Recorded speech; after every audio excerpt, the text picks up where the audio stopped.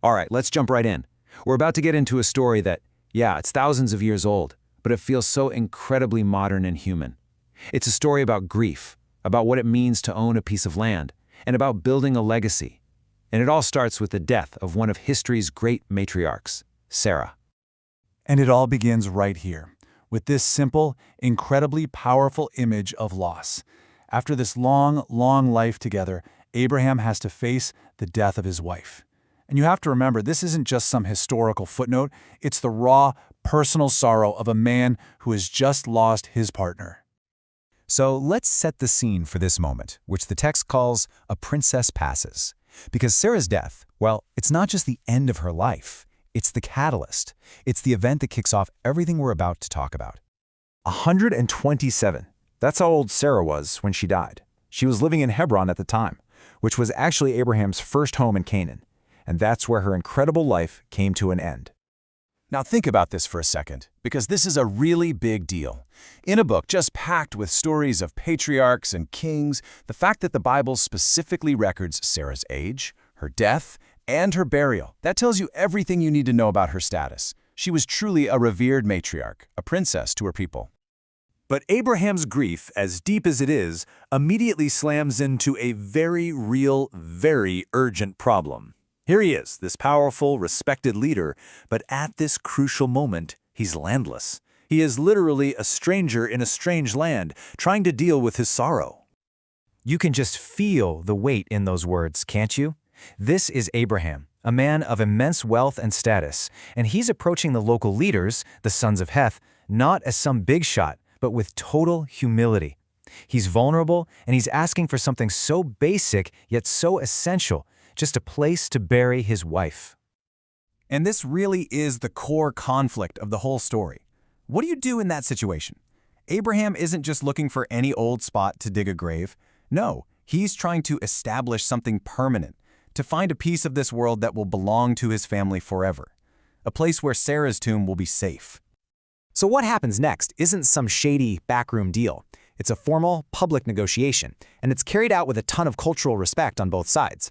This is about so much more than just real estate. It's about honor. The response from the Canaanite princes is just wow. It's pretty amazing. They don't see Abraham as a stranger. They call him a mighty prince, and right away, they offer him the best of their own family tombs. I mean, that is an incredible gesture of respect.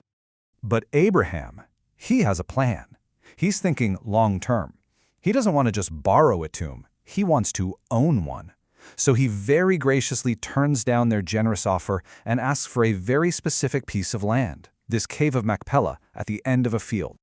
And this right here, this is the heart of the whole negotiation. Ephron, the guy who owns the land, is just as generous as the other leaders. He offers to just give Abraham the whole field, cave and all, for free.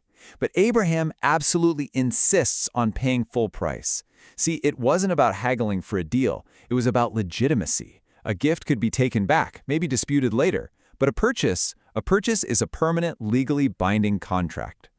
So, this brings us to the big finale of the deal. The negotiation wraps up with a final price, sealing a transaction that would, believe it or not, echo for thousands of years.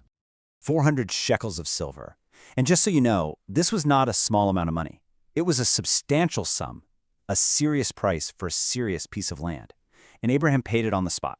No hesitation. And just look at the details here. This was like a modern real estate contract. The purchase wasn't just the cave. The agreement specified the field, the cave in the field, and even all the trees in the field, all the way to the borders. This was an ironclad, indisputable transfer of property. And here's the kicker. It was all done in public. Back then, the city gate was basically the town hall and the courthouse all rolled into one. By making the purchase in front of all the leaders and the citizens, Abraham made sure there were plenty of witnesses. That land was his now. No question, no ambiguity. Forever. Okay, so the deal is done, but this is where the story truly expands. This purchase, which started from Abraham's grief for his wife, becomes something so much bigger. It becomes the anchor for his family's and an entire nation's connection to that land. Sarah was the first to be buried there, but she was far from the last. The cave of Machpelah became the final resting place for generations of patriarchs and matriarchs. Abraham himself was laid to rest there, then Isaac and Rebekah, Leah, and finally Jacob. It became this incredibly sacred site of family heritage. And get this, to this very day, that same spot is one of the most revered and, yeah, one of the most contested holy sites in the entire world. The traditional location is in modern-day Hebron, and it's home to the Ebrahimi Mosque. It's just a powerful testament to the permanence Abraham was so desperate to secure. And that really leaves us with this final thought, doesn't it? Abraham's purchase wasn't just about buying a tomb for Sarah. It was about securing a foothold, a place of belonging. It was a physical anchor for his family's memory and for their future. It really makes you think about that deep, deep connection between land, identity, and the legacies we all hope to leave behind.